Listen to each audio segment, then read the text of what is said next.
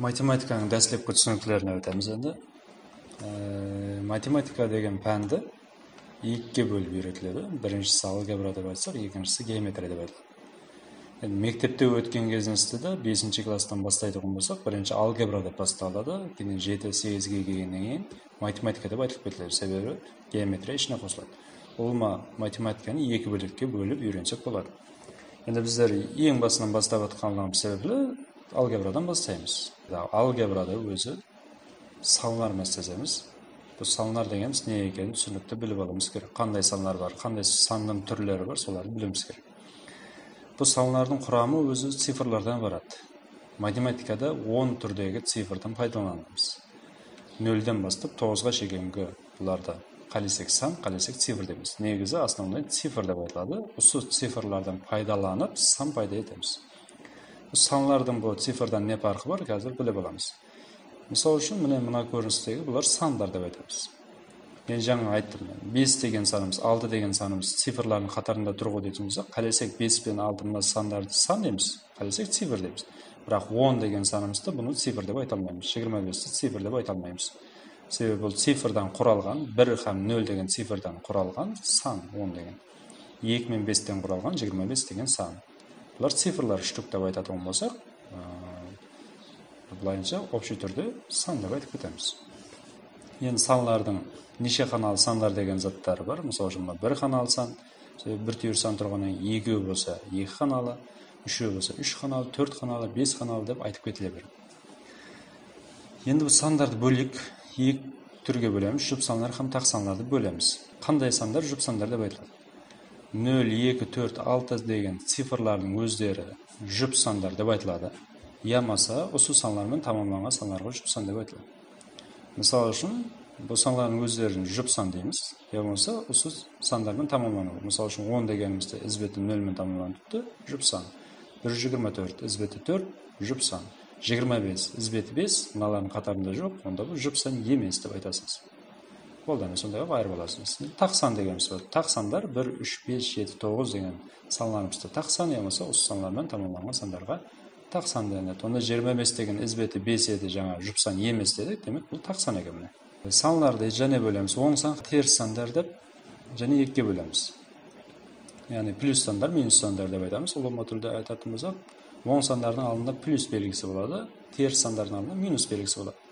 Бірақ енді біздер математикада плюс сандарды жазып жатқан кезімізде алдына плюс деген белгі қойып жүрмейміз. Есі жазылмаса санның алдына, плюс белгі бар деп түсінсек болады. Мысалы үшін 1 деп жазып кетті, онда бұл плюс 1. 2 деп жазып кетті, плюс 2. Тап сондағы түсініп кете береді. Бірақ теріс сан жазып жатқанда минус санның алдына минус белгі обязательно тұру керек. Бұл болмаса минус бар деп түсініп кетуге болмайды. Бұл есі жоқ болса плюс бар деп түсінеміз, бірақ минусты қоямыз керек. Енді екеуіне де кірмейтін бір сан бар, ол 0. Бұл 0 деген санымыз оң сан емес, теріс сан да емес. Натурал санлар дегеніміз бар. Натурал сандарды білуіміз керек. Не екен? Натурал сандардың анықламасы санауда қолданылатын сандар. Мектепте де көрдіңіз. Қолымызға бір пачка ақша берсе, нешеден бастап санаймыз? Біздер 1-ден бастап санап кете береміз. Натурал сандар 1-ден басталып кете береді. Шексіз болады. Ең үлкен натурал сан нешеге тең екенін айта алмаймыз. Ең кішкентай натурал сан 1 деп айта аламыз бірақ. Енді бұл натурал сандардың өздерін және екіге бөлеміз. Апой санлар һәм құрамалы санлар деп. Апой санлар мен құрамалы сандардың анықламасы бар өзінің. Бірақ енді мен апой простой тілде айтамын. Апой санлар не зат? 1-ге һәм өзіне бөлінетін сандарды апой сандар деп айтамыз. Бұл қандай сан? 2 деген сан, мысалы үшін 1-ге һәм 2-ге бөлінеді, соның үшін апой. 3 деген сан 1-ге һәм 3-ге бөлінеді. Басқа санға бөлінбейді, соның үшін апой деп айтылады. 5 деген сан апой сан 1 мен 5-ге бөлінеді. 7, 11, 13, 17, 19 деген бұлардың һәммесі апой сандар деп айтылады. Бұдан басқа санлардың, мысалы үшін құрамалы сандар, бөлушілер саны 2-ден көп болған сандарға айтылады.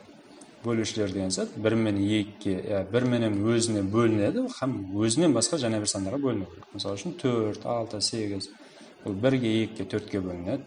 1, 2, 3, 6-ға бөлінеді. Қарасақ, бөлушілер саны 2-ден көп. Соның үшін бұл құрамалы сан деп айтылады.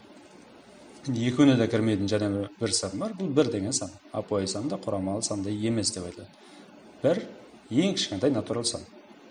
Бұл апой да емес, құрамалы да емес. Себебі ол 1-1-ге бөлінеді болған. 1-ге һәм өзіне бөлінеді деп айтуға болмайды. Математикада әмел деген затымыз бар. Әмел дегеніміз не болады? Белгілер.